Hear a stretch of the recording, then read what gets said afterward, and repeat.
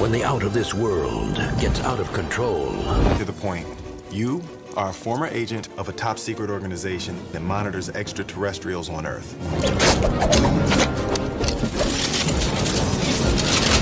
Move to the forward car, we got a bug in the electrical system. Yo, people, we got a bug in the electrical system.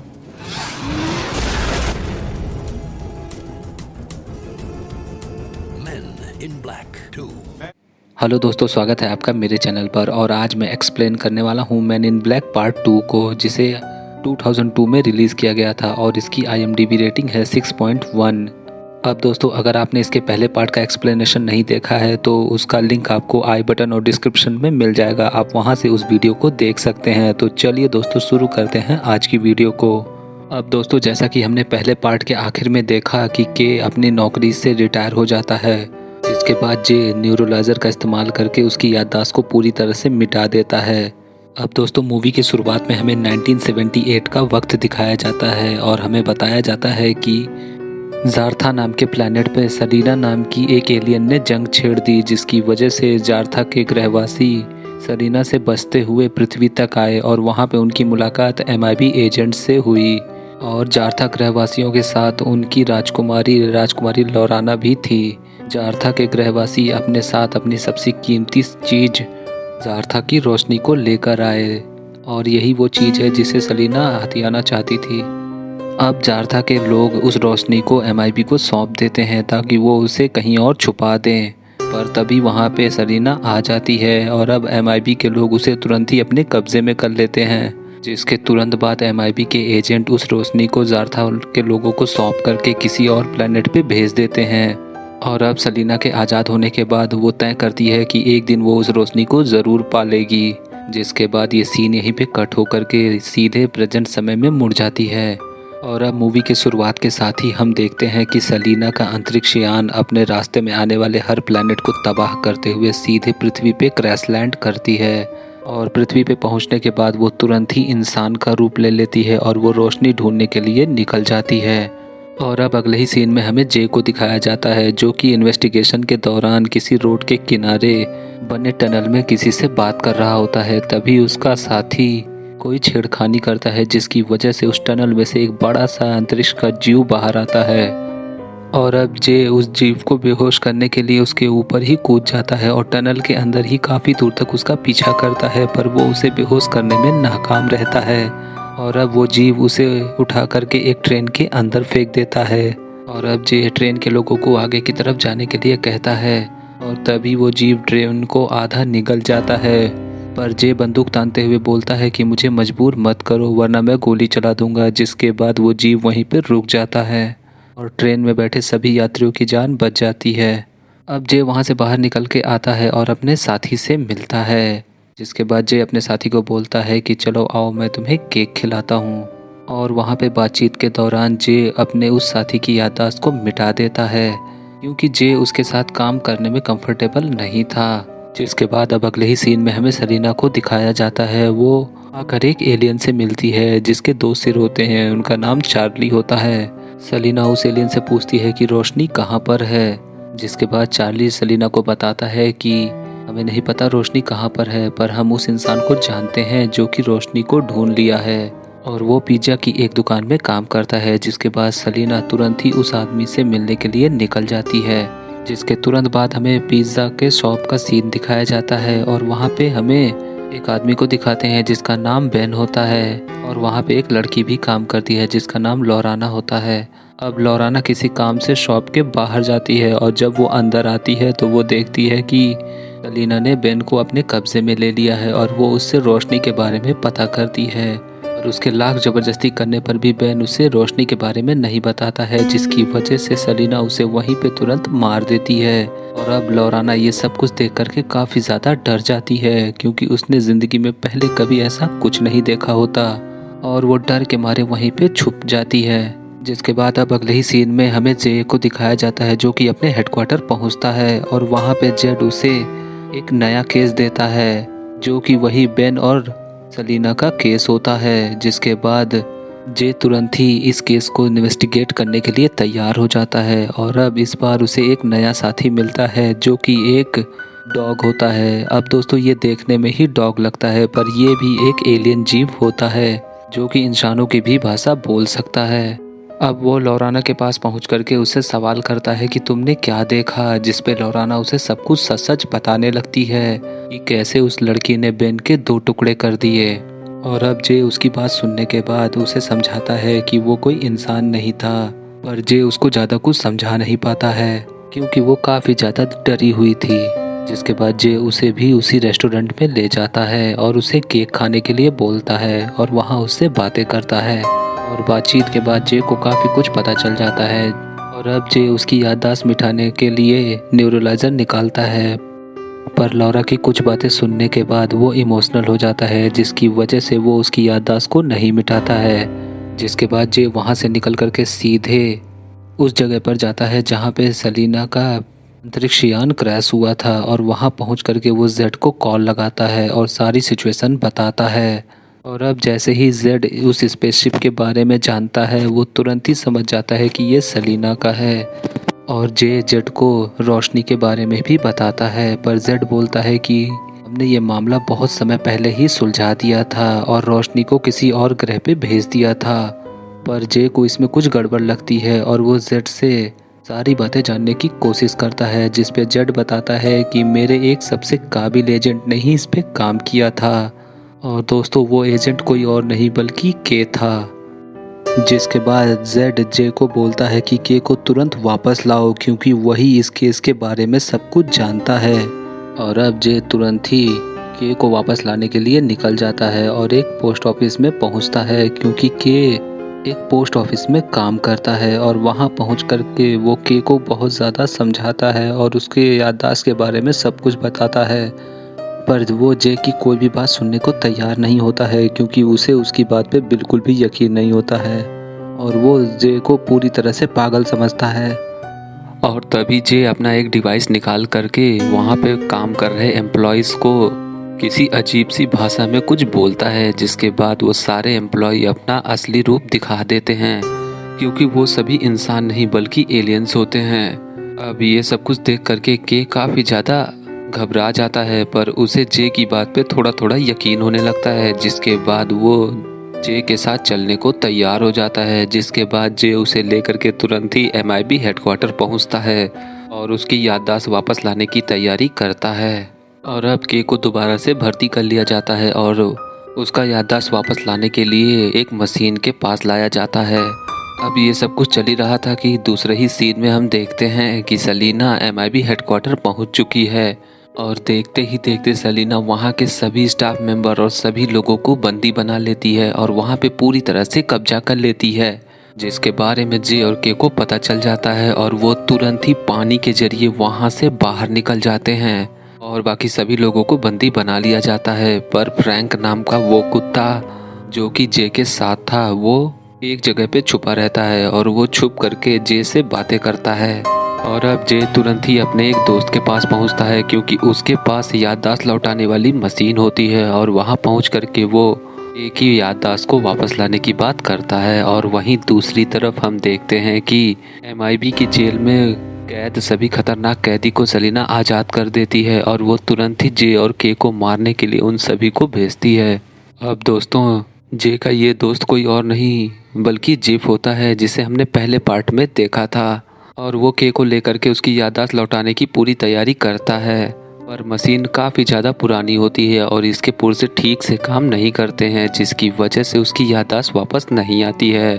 और अब के चुपचाप वहाँ से जाने लगता है। वो सभी उसे रोकते हैं पर वो किसी की भी बात नहीं सुनता है और वो बाहर चला जाता है। और तभी अचानक वो एलियंस जे के ऊपर हमला कर देते हैं और उसे मारने की कोशिश करते हैं। वहीं दूसरी तरफ के दुकान से बाहर आ जाता है और बाहर आने के बाद उसे कई एलियंस नज़र आते हैं और तभी अचानक जे उन एलियंस को मारने की कोशिश करता है। वहीं दूसरी तरफ के की याददाश्त थोड़ी थोड़ी वापस आने लगती है और जब के सितारों की तरफ देखता है तो उसकी याददाश्त पूरी तरह से लौट आती है और के तुरंत ही वापस आता है और उन सभी एलियंस को मार करके जे को बचा लेता है। जिसके बाद वो दोनों एक साथ फिर से हो जाते हैं और अब कार में एक साथ जाते दौरान के को अपनी कोट की जेब से कोई फोटो मिलती है जिसके बाद वो दोनों तुरंत ही लौराना से मिलने पहुंच जाते हैं। और अब लौराना से बातचीत के दौरान जे की नज़र एक फ़ोटो पे पड़ती है और तभी के के पास जो फ़ोटो होती है वो उस फ़ोटो को उस फ़ोटो के साथ मिला देता है, जो कि ये क्लू होता है जो कि उन्हें रोशनी तक ले जाएगी। अब के जे को बताता है कि मैंने ही ये सुराग छोड़े हैं ताकि अगर मेरे जगह कोई और काम करने वाला आता है और वो अगर जिम्मेदारी को सही तरीके से नहीं निभाता है तो मुझे वापस बुलाया जाएगा।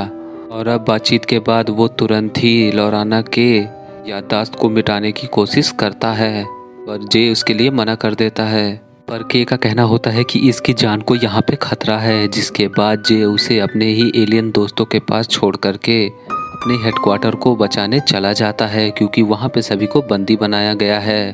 पर के जे को बोलता है कि हमें सेंट्रल स्टेशन जाना है, कि उन्हें जो चाबी मिली उससे एक लॉकर खुलता है और वहाँ पे अगला सुराग है। इसके तुरंत बाद वो लोग सेंट्रल स्टेशन पहुँचते हैं और वहाँ पे लगे लॉकर को खोलते हैं। और अब हम लॉकर के अंदर देखते हैं कि उसमें कई सारे छोटे छोटे एलियंस होते हैं, जिसके बाद के उन सभी लोगों से पूछता है कि क्या मैंने कोई चीज़ यहाँ पे छोड़ी थी। तब वो बताते हैं कि हाँ, एक समय यंत्र जो कि एक घड़ी होती है, और वो घड़ी के उनके पास से ले लेता है। जिसके तुरंत बाद वो लोग समय का यंत्र लौटाने की बात करने लगते हैं और तभी जे अपने पास से एक घड़ी निकाल करके वहाँ लगा देता है और वो सभी एलियन उससे बहुत खुश होते हैं। और तभी वहाँ पे एक बूढ़ा एलियन आता है और किसी वीडियो कार्ड के बारे में बताता है, जिसके बाद के उस वीडियो कार्ड को ले लेता है और वहाँ से निकल करके वो लोग तुरंत ही अगले सुराग के लिए निकल जाते हैं। जिसके बाद वो तुरंत ही एक वीडियो लाइब्रेरी में पहुँचते हैं और उस वीडियो कार्ड को दिखाते हैं।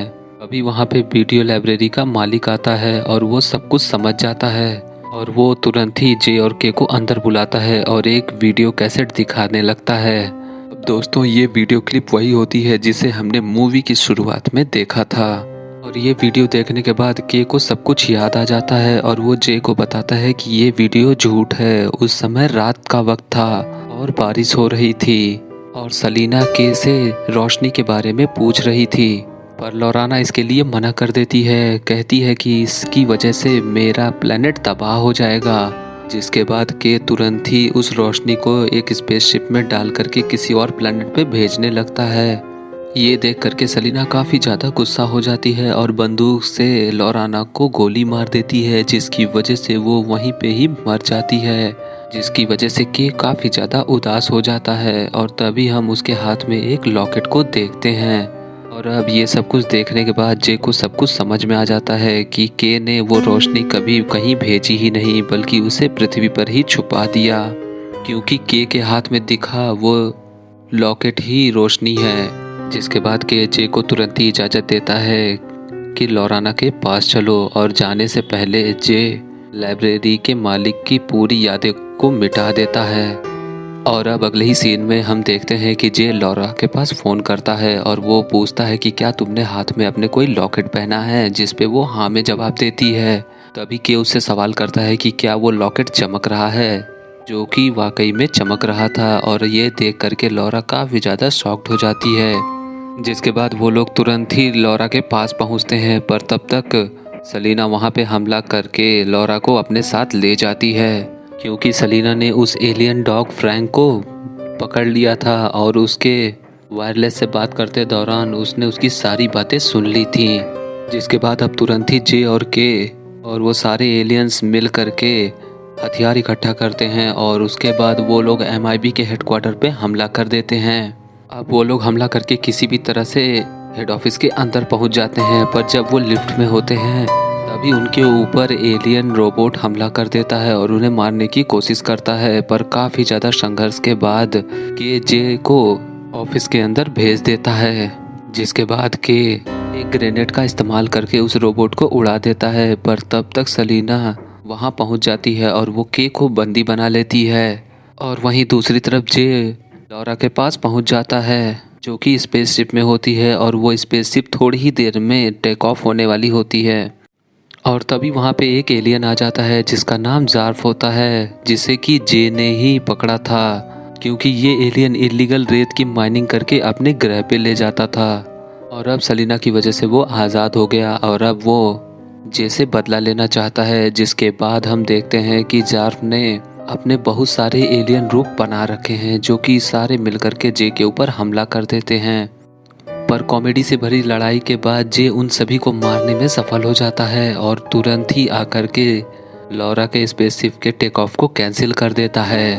वहीं अब दूसरी तरफ सेलिना के को मारने की कोशिश करती है, पर तभी वहां पे जे आ जाता है और एक गन से सेलिना को शूट कर देता है, जिसके तुरंत बाद वो लोग लॉरा को लेकर के एक बिल्डिंग के ऊपर जाते हैं, क्योंकि के को वो घड़ी जो कि सेंट्रल स्टेशन में मिली उसमें जो टाइम चल रहा है, अगर उसके खत्म होने से पहले उस रोशनी को उनके ग्रह पे नहीं भेजा गया तो वो लॉकेट परमाणु बम बन जाएगा, जिसके बाद पूरी पृथ्वी तबाह हो जाएगी।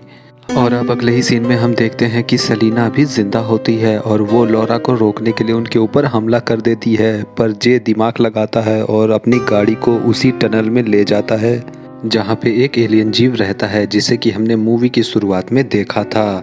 और अब जे जैसे ही उस जीव के पास पहुँचता है वो अचानक से ही अपनी गाड़ी का रफ्तार स्लो कर देता है, जिसकी वजह से सेलिना सीधे उसके पेट में चली जाती है और मारी जाती है, जिसके तुरंत बाद वो दोनों लोग उस बिल्डिंग के ऊपर आ जाते हैं। और वहाँ पहुँच करके जे नोटिस करता है कि लॉरा के पिज़्ज़ा के दुकान के नैपकिन के ऊपर एक आखिरी क्लू होता है जो कि उसी बिल्डिंग पर होता है, जिसके बाद जे के से सवाल करता है कि वो रोशनी कहाँ पर है, जिसके बाद के लॉरा की तरफ इशारा करके बताता है कि यही वो रोशनी है। और यहाँ पे मूवी का क्लाइमैक्स रिवील होता है। दरअसल लॉरा कोई और नहीं बल्कि लॉराना की बेटी होती है, जिसके मरने के बाद के ने ही उसे बेन के पास छोड़ा था ताकि उसे वो पाल पोस करके बड़ा कर सके। और अब ये बात जान करके जे को काफ़ी ज़्यादा दुख होता है, क्योंकि वो लॉरा को पसंद करने लगा था। पर अब जे कुछ नहीं कर सकता, क्योंकि अगर लॉरा अपने प्लैनेट नहीं पहुंची तो पृथ्वी का विनाश निश्चित है। अब इन लोगों की बातें चली रही थी कि तभी अचानक वहां पे वही एलियन जीव आ जाता है जो कि टनल में था, जिसके ऊपर अब सेलिना ने कब्जा कर लिया था और वो उसे रोकने की कोशिश करती है और वो जे को पकड़ लेती है कि उसे बचाने की कोशिश करता है। और तभी अचानक आसमान से एक सफ़ेद रोशनी आती है और उस बिल्डिंग पे रखी स्पेसशिप एक्टिवेट हो जाती है। के बोलता है लॉरा से कि तुम जा करके बैठो, पर लॉरा इसके लिए तैयार नहीं होती है और वो जे को छोड़ करके नहीं जाना चाहती, पर ये उसे बहुत ज़्यादा समझाता है, जिसके बाद ना चाहते हुए भी लॉरा को स्पेसशिप में बैठना पड़ता है, जिसके बाद वो रोशनी उस स्पेसशिप को अपने प्लेनेट पे ले जाने लगती है। और तभी के उस जीव के ऊपर लगातार हमला करके जे को बचा लेता है, पर जब तक जे छूटता है तब तक लॉरा काफ़ी दूर निकल जाती है और देखते ही देखते अंतरिक्ष में कहीं गायब हो जाती है, जिसके बाद जे और के वहाँ से जाने लगते हैं। और जाते जाते जे से सवाल करता है कि इस हादसे को होते हुए पूरे शहर ने देख लिया, अब हम पूरे शहर की याददाश्त को कैसे मिटाएंगे। अभी अचानक के चश्मा लगा लेता है। अब ये देख करके जे भी तुरंत चश्मा लगा लेता है, जिसके बाद स्टैचू ऑफ लिबर्टी पे लगे बड़े नेबुलाइजर का तेज रोशनी पूरे शहर के ऊपर जाती है, जिसकी वजह से पूरे शहर की याददाश्त खत्म हो जाती है। और अब मूवी के आखिर में के जे को समझाता है कि हम सभी की ज़िंदगी में उतार चढ़ाव आते हैं, पर हमें उसे हारना नहीं है बल्कि अपनी फ़र्ज़ को निभाना है। से सुनने के बाद जे और के फिर से अपने काम पे लौट जाते हैं और ये मूवी यहीं पे ख़त्म हो जाती है। अब दोस्तों ये मूवी भी काफ़ी अच्छी थी, पर मैं अपने ओपिनियन से कहूँ तो मुझे पहला पार्ट काफ़ी ज़्यादा अच्छा लगा कंपेयर टू सेकंड पार्ट। पर आप इस मूवी को एक बार ज़रूर देख सकते हैं। वीडियो अच्छा लगे तो वीडियो को लाइक और शेयर ज़रूर करें। और मैं बहुत जल्द ही इसका तीसरा पार्ट एक्सप्लेन करने वाला हूँ। अगर आप वो वीडियो देखना चाहते हैं तो मेरे चैनल को ज़रूर सब्सक्राइब करें, जिससे मुझे काफ़ी ज़्यादा मनोबल मिलता है ताकि आगे भी मैं ऐसी ही वीडियोस ला सकूं। वीडियो अच्छा लगे तो वीडियो को लाइक और शेयर ज़रूर करें और आने वाली वीडियोस की नोटिफिकेशन पाने के लिए हमारे चैनल को ज़रूर सब्सक्राइब करें। मिलूँगा आपसे अगली वीडियो में, तब तक के लिए गुड लक।